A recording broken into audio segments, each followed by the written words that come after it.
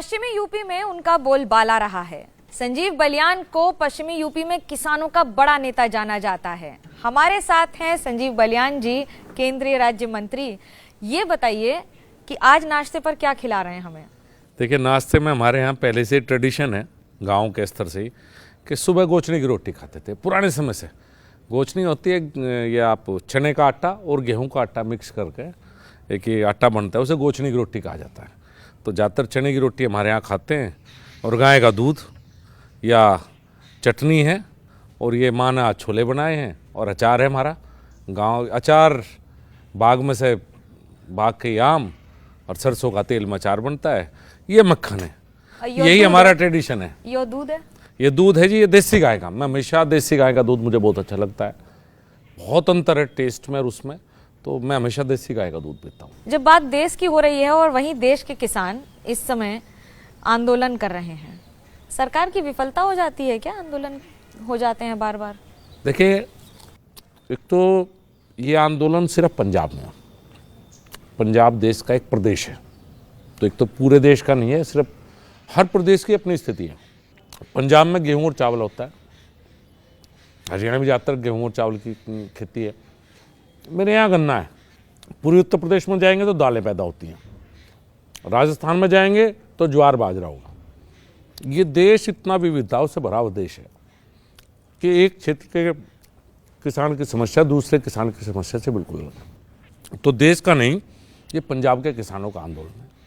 और मैं कभी ये नहीं समझ पाया, जिस एमएसपी की बात कर रहे हैं, पंजाब में 100% एमएसपी लागू है। पंजाब में 2 फसलें होती हैं, गेहूं और चावल। अगर आप निकाल लेंगे 100% खरीद जहां जिस प्रदेश में होती है उसका नाम पंजाब है, और पंजाब के किसान है। तो और मैं क्या कहूँ, इस बार आंदोलन शुरू हो गया है, लंबा चला था, पिछली बार बहुत ज्यादा लंबा चला था, कानून वगैरह वापस लेने पड़े थे जी। इस बार क्या ये चुनावी है या मांगों के आधार पर है, समय के अनुसार? देखिए, मांग तो मैंने बताई कि बिहार का किसान एमएसपी मांगे तो समझ में आता है, क्योंकि बिहार में खरीदारी कम है। भारत सरकार 2 फसलें एमएसपी पे खरीदती है पूरे देश में, गेहूं और चावल। 22 फसलों की एमएसपी हम डिक्लेयर करते हैं। 20 फसलें कभी केंद्र सरकार नहीं खरीदती, प्रदेश सरकार अपने अपने स्तर पे जो एमएसपी डिक्लेयर्ड है उस पर खरीदती है। गन्ना है, गन्ने की एफआरपी और एसएपी होती है। तो 2 फसल गेहूं और चावल केंद्र सरकार पहले से खरीदती आई।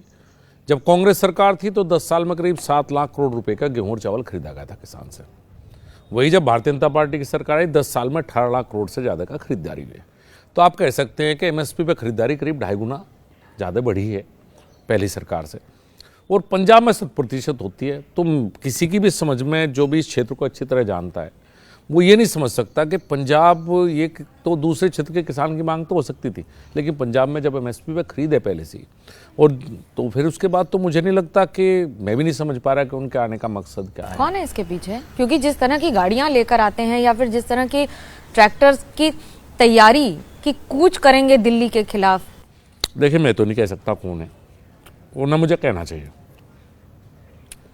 लेकिन वो ये जो हो रहा है मैं उसे समझने में विफल हूँ। एक तरह से कह सकते हैं, मैं समझ नहीं पा रहा कि पंजाब के किसान को इस समय पे, जब चुनाव का समय है, उस समय पंजाब से किसान क्यों आए हैं। चूँकि मैं ज़्यादा पिक्चर में नहीं, मैं मुजफ्फरनगर में हूँ, तो कारण शायद देश में कोई भी नहीं समझ पाया इस बात को। पश्चिमी यूपी के बड़े नेता हैं जयंत चौधरी जी, बिल्कुल है। काफी प्रशंसा की भारत रत्न देने की उन्होंने। होनी भी बीजेपी चाहिए में शामिल होना तय है उनका? मैं ये नहीं कह सकता, लेकिन जब चौधरी सिंह को भारत रत्न दिया गया तो चाहे हमारे कोई पक्ष में था, विपक्ष में था, विपक्ष वालों ने कहा कि लेट हुआ, देर हुआ। अब जब वे देर हुआ कहते हैं तो उंगली उनकी तरफ ज़्यादा उठती है। आज़ादी के आज 75 साल बाद, 65 साल तो 60 साल तो उनकी सरकार रही, तो बड़ाई तो सबने की है। स्वाभाविक रूप से जयंत चौधरी के दादा थे, व्यक्तिगत भी उनका परिवार का मामला है। खुशी मुझे भी हुई, उन्हें भी हुई। और जहाँ तक उसकी बात है शामिल होने की, कुछ बातें ऐसी हैं कि जो केंद्रीय नेतृत्व तय करता है, और उनका डिक्लेरेशन, सब बातें वो वहीं से ही होती है। वो कम से कम मेरे स्तर से नहीं हो सकता, वो हमारी पार्टी के जो शीर्ष नेतृत्व है वो तय करेंगे। उनके आने से क्या फायदा होगा बीजेपी को? कोई भी जुड़ता है तो निश्चित रूप से फायदा दोनों पक्षों को हमेशा होता है। तो फायदा तो स्वाभाविक है कि क्या होगा, उन्हें भी होगा, हमें भी होगा। क्या फायदा होगा? भाई, जो जहाँ वो कोई चुनाव लड़ेगा, जब गठबंधन होता है तो दो दल हैं, कुछ एक का वोट बैंक अलग होता है, दूसरे की वोट बैंक अलग होता है, दोनों एक दूसरे को ट्रांसफर होते हैं, तो फायदा तो स्वाभाविक है। बीजेपी की तरफ से देर हो रही है अनाउंसमेंट करने में क्या? मैं नहीं कह सकता, क्योंकि मेरे से संबंध में किसी ने बात नहीं की। यूपी का जब विधानसभा चुनाव हुआ था तो छुट्टा जानवर बहुत बड़ी समस्या थी जी, क्योंकि आप एनिमल हस्बेंड्री में हैं और आप खुद पीएचडी हैं वेटनरी। कैसे देखते हैं इन समस्याओं को और समाधान कुछ हुए हैं? देखिए, ये समस्या वाकई बड़ी है और किसान की समस्या है। माननीय प्रधानमंत्री ने भी 2022 के चुनाव में कहा था कि सरकार इस पर काम करेगी, लेकिन चूंकि प्रदेश का विषय है तो पहले कभी केंद्र ने इस पर काम नहीं किया। सभी प्रदेश सरकारों की जिम्मेदारी है कि जो भी छुट्टा पशु हैं, गौशाला बनाएं, उनमें रखें।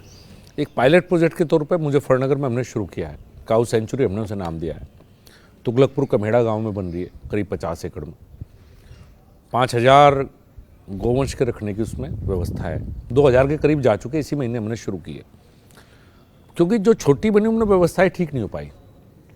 बना रही है इसको भारत सरकार, प्रदेश सरकार ने जमीन दी है और चलाएगी इसको एक संस्था, मुजफ्फरनगर की संस्था जिसने चलाने के लिए गया है, जन सहयोग से चलाने का प्रयास है। तो एक अपने आप में एक अलग मॉडल हमने शुरू किया है, ये मुजफ्फरनगर में कामयाब हो रहा है और तो प्रयास रहेगा कि इसको रेप्लिकेट हम दूसरे डिस्ट्रिक्ट्स में या दूसरे प्रदेश में कर सकेंगे। पूरे उत्तर भारत की समस्या है, तो एक समाधान की तरफ प्रयास शुरू किया मुजफ्फरनगर में हमने, और अगर ये होता है तो इसके बारे में माननीय मुख्यमंत्री, माननीय प्रधानमंत्री को बताया जाएगा और जनता के सहयोग से चलें, ऐसा प्रयास मेरा रहेगा। बतौर पीएचडी वेटनरी आपके डिपार्टमेंट को केंद्र सरकार को कितना फायदा होता है? देखिए, जब मैं आया 2014 में कृषि राज्य मंत्री था, एनिमल हस्बेंड्री, डेयरी फिशरी एक पार्ट था उसका, और इस पूरे मंत्रालय का बजट 1500 करोड़ रुपये था 2014 में। आज जब मैं, ये अलग मंत्रालय बन चुका है 2019 में, आज हमारी के वैक्सीनेशन प्रोग्राम है, FMD, foot and mouth disease बोलते हैं, ब्रूसेलोसिस। मेरी एक स्कीम का बजट 12,500 करोड़ रुपये है, एक वैक्सीनेशन स्कीम। आप समझ सकते हैं फोकस सरकार का कितना हुआ। मेरे आने का फ़ायदा अगर विशेष रूप से के मंत्रालय में, चूँकि मैं इसी सब्जेक्ट से हूँ, तो जो कुछ साइंटिफिक इंटरवेंशन हमने किए, चूँकि प्रधानमंत्री का बड़ा फोकस है इस बातों में। अब हम बात करते हैं एम्ब्रियो ट्रांसफ़र टेक्नोलॉजी, या आपने ह्यूमन में सुना होगा कभी, आपने कभी पशुओं में नहीं सुना होगा। सैरोगेट मदर जैसे ह्यूमन में बोलते हैं, गाय में। हाँ, हमारे यहाँ हो चुका है एनिमल्स में शुरू। हमने प्रदेश में एक artificial IVF, in vitro fertilisation unit स्थापित कर दी है, एम्ब्रियो तैयार होने लगे हैं। तो एक सैरोगेट मदर का कंसेप्ट हम इसमें भी ले आए हैं। सेक्सीमन आ चुका है, जिससे कि अगर उसके आर्टिफिशियल इंसेमिनेशन करेंगे तो बच्चियाँ ही पैदा होगी, बच्चे पैदा ही नहीं होंगे। तो इस तरह के बहुत से हमने वैक्सीनेशन सारा पूरे देश में अपने हाथ में लिया। अभी अपने वेटनरी एम्बुलेंस शुरू की है, जिस तरह से आप बीमार होंगे या घर में फ़ोन जाएगा तो एम्बुलेंस आपके घर आएगी, इसी तरह से हमने वेटनरी एम्बुलेंस शुरू की है। किसी का पशु बीमार है तो फ़ोन करेगा, फ़ोन करने के बाद 1962 पर फ़ोन करेंगे आप, डॉक्टर एम्बुलेंस के साथ आपके घर पे पहुंचेगा, आपके एनिमल का ट्रीटमेंट कराया जाए। तो बहुत से काम, और ये सब काम इसलिए है कि प्रधानमंत्री का बड़ा फोकस है इस फील्ड में। वो हमेशा कहते हैं कि सबसे छोटा किसान और मजदूर पशुपालन से देश में जुड़ा हुआ है। सबसे किसानों में भी सबसे कमज़ोर जो किसान है, ज़्यादातर वो पशुपालन करता है, बड़े किसान नहीं करते। तो उनका फोकस हमेशा रहा है। तो बहुत से परिवर्तन इस मंत्रालय में मेरे सामने, मेरी आंखों के सामने 10 साल। विपक्ष तो आरोप लगाता है कि आप सिर्फ इंडस्ट्रियलिस्ट का काम करते हैं, बड़े बड़े उद्योगपतियों की बात सुनते हैं, उनके फेवर में फैसले देते हैं, कॉन्ट्रैक्ट्स देते हैं। देश का गरीब आज मोदी जी के साथ है। अब हमारे विपक्ष में जो उसे कुछ तो कहना ही है बेचारे, वो उसका अधिकार है विपक्ष का। हमारी बड़ाई तो करेगा नहीं, किसी न किसी मुद्दे पर हमारी बुराई करेगा।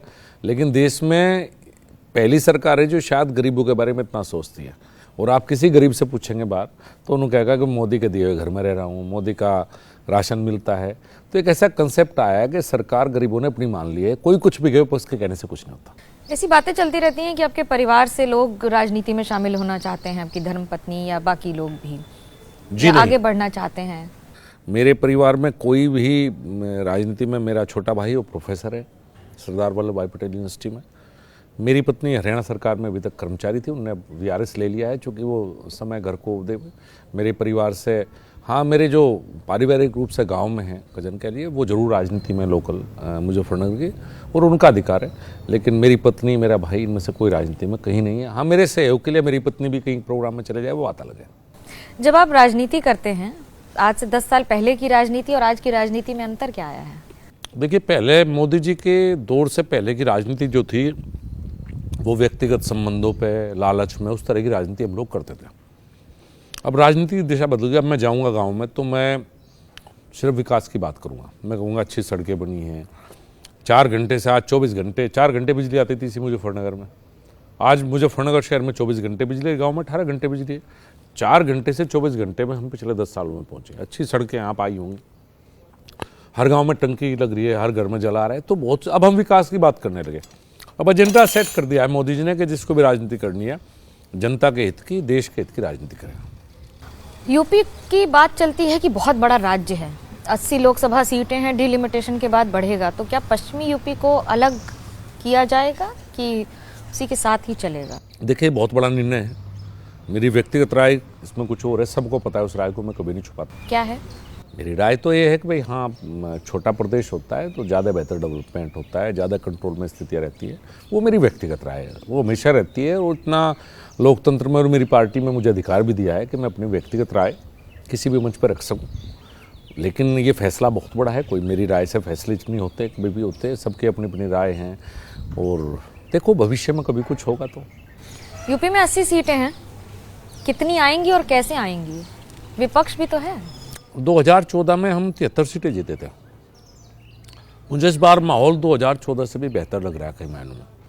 तो हो सकता है कि हम 2014 को पार कर जाएं इस बार, मुझे पूरी उम्मीद है। ये जो तुष्टीकरण हो या पोलराइजेशन हो, कहते हैं कि इसका बड़ा फायदा होता है। आप संभल ले लीजिए तो वहाँ कल्की धाम आपने एक मंदिर बना दिया, फिर राम मंदिर तो है ही। देखिए, कल्की धाम तो जिसने बनाया होगा वो उन्होंने बनाया है। और भारतीय जनता पार्टी विकास की राजनीति करती है, हम पोलराइजेशन की बात कर ही नहीं रहे। आप मेरे क्षेत्र में जाके पूछेंगे तो मुझे पूरी उम्मीद है कि जिस बात को आप कहते हैं कि अल्पसंख्यक वोट है, वो मुझे लगता है काफ़ी बड़ी संख्या में इस बार सबको उम्मीद है। चूँकि जो काम हुए उनमें उनकी भी हिस्सेदारी है।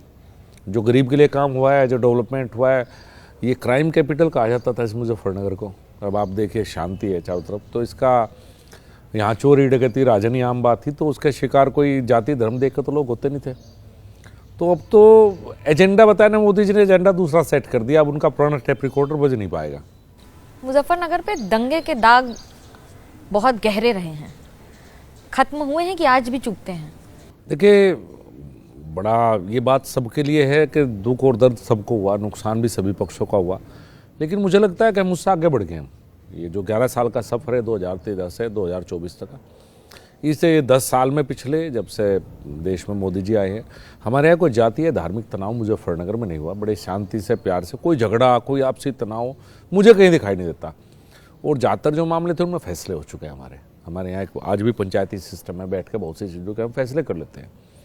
तो मुजफ्फरनगर दंगों के ज़्यादातर मुकदमे दोनों पक्ष की तरफ से थे।